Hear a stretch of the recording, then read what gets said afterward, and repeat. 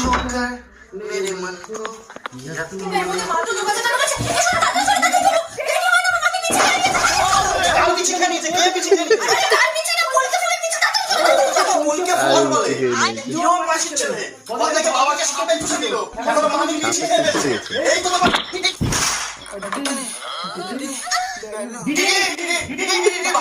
বাবা সাপে চুষে দিচ্ছে, মামি বিচি খেয়ে দিচ্ছে, আর বেলুন নিয়ে এসছে। বেলুনের পরে বেলুন শুধু নরমালি লোকে কিরকম করে বলে বেলুন, ও বেলুনের রুমের পিছনে বেলুন। এটা কি হচ্ছে?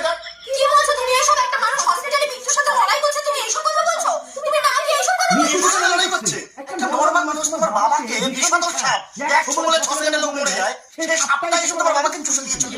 তোমার মামি বিচি খেয়ে দিচ্ছে। তোমার মামি কি একটা ফলের বিচি বা আপেল